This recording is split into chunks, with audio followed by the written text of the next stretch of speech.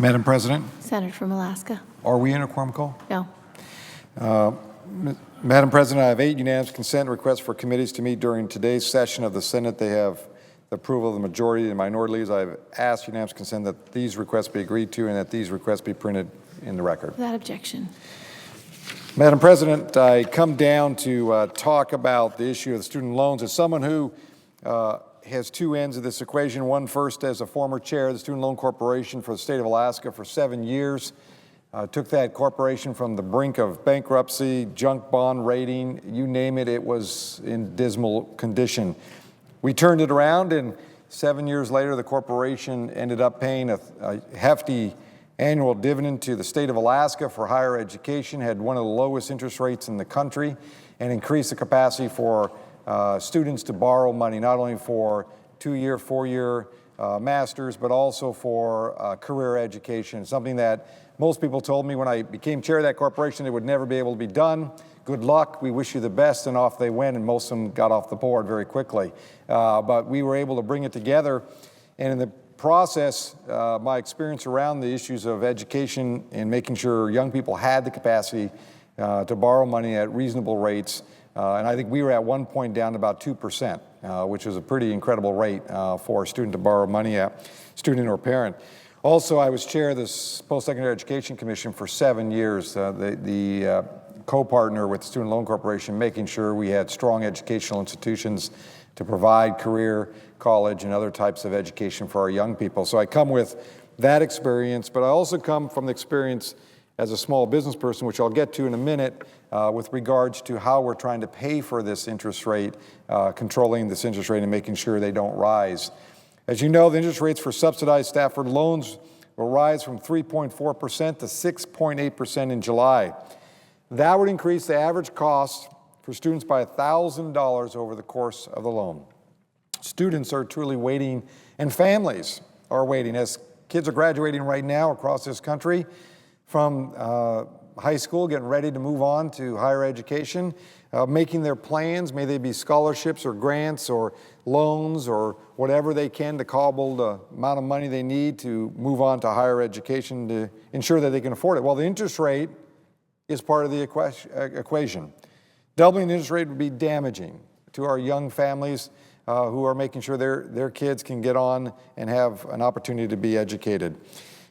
As you know, many of us, Madam President, have gone onto our Facebook page and Twitter accounts and said, tell us your story from our districts. Tell us what's happening. If this happens, what will happen to you?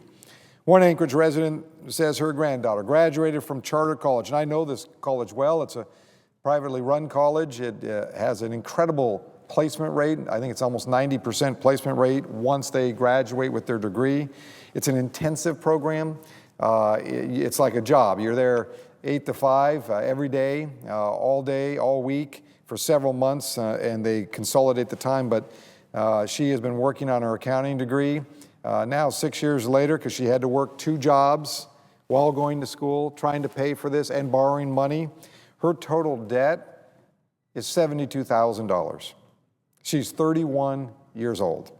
Her family is truly wondering how she will ever get out of debt if this bill doesn't pass, because if the interest rates adjust, it's truly money that comes out of her pocket into literally to pay off interest, and the net result is she keeps deeper and deeper in debt.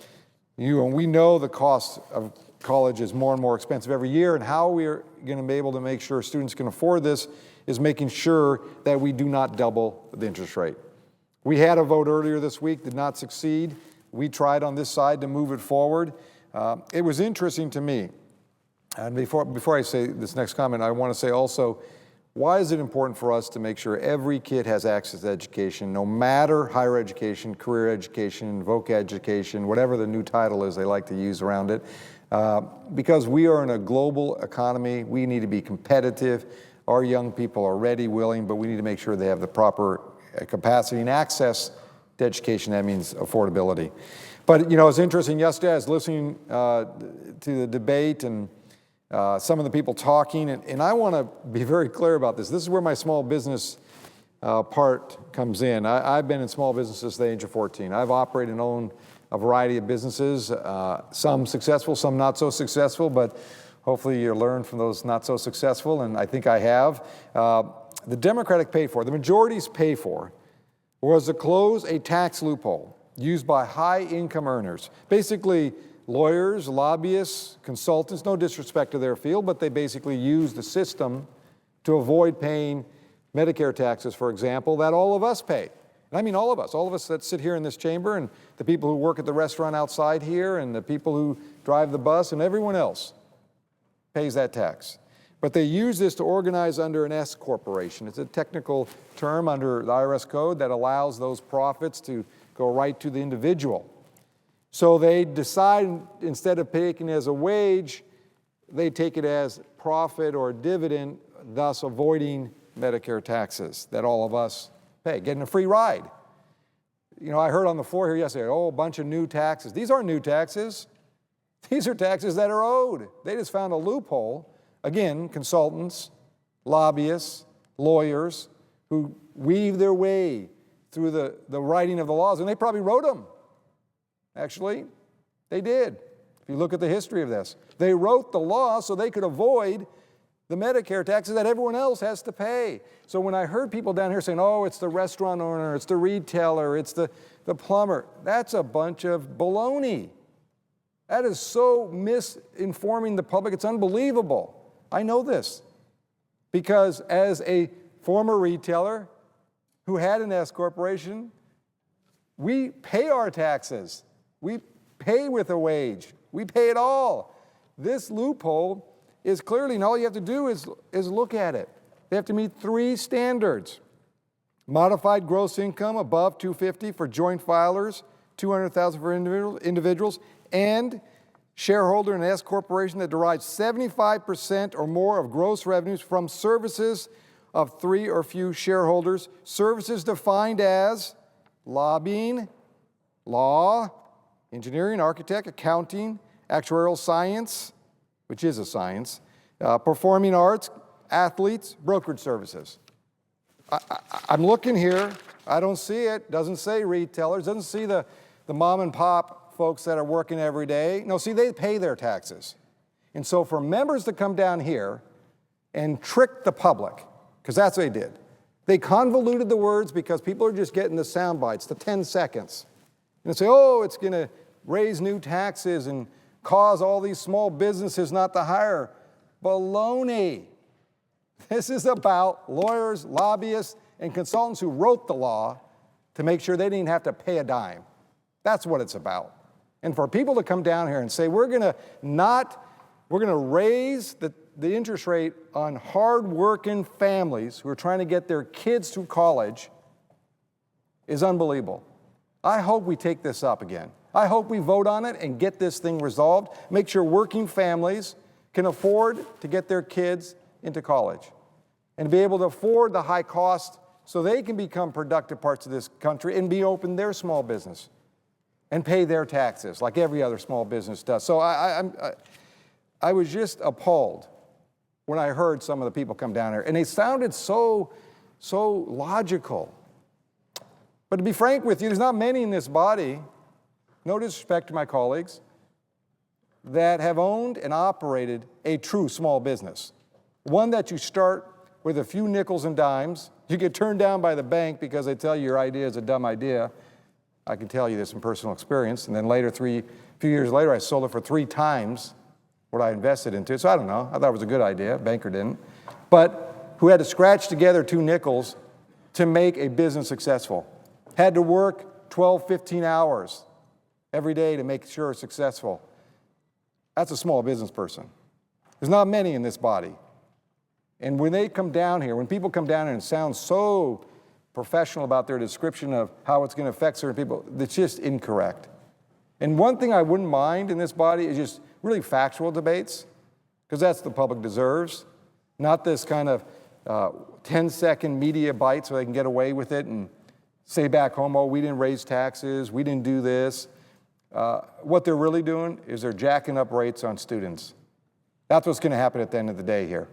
By July, when we don't take action here, and we have on this side, the end result will be that families hard-working families, middle-class families will pay more for their students' education. Students will pay more for their education because of a simple law that all we have to do is close a loophole that lobbyists, lawyers, and consultants are taking advantage of and wrote to their advantage to stick it to the middle class. I think it's time to reverse the trend for once around this place, just once, and give the middle class just a little break here. A break they deserve and will build our economy in the future because we will have a highly educated workforce meeting this global economy. Last thing I'll just say, Madam President, is I know there's another alternative out there. Oh, we'll have a new pay for. Well, here's what that does. It takes away prevention funds for health. $226 million to reduce diabetes and heart disease. I don't know about you, but if you don't prevent it, then you pay a higher cost later. And those are preventable diseases. This money is well invested. $93 million for anti-tobacco education, $190 million for immunization. So they don't like the one that closed the loophole on lobbyists, lawyers, and consultants, but they do like the one that takes away prevention programs that once again help our middle class, our young families who might be experiencing signs of preventable disease, heart disease, and a little prevention might save their lives, but also will save healthcare costs in the future. I see these proposals as crazy talk. I don't know how else to describe it. I'm trying to keep it simple. That let's get on with closing loopholes people took advantage of by lobbying and wheeling and dealing in the halls of Congress. Fix that and protect our working families, our middle-class families. Make sure that we're doing the right thing. That's what they sent us here to do, Madam President, and I think we have an obligation. So I hope, again, that we move forward and make sure that we're not going to double the rates. I'm not for doubling the rates. 3.4% is a good rate. We should ensure that students can get that as they get prepared for the fall session and borrowing money to get on with higher education. Madam President, thank you very much, and I yield the floor. Note an absence of quorum. Clerk will call the roll. Mr. Akaka.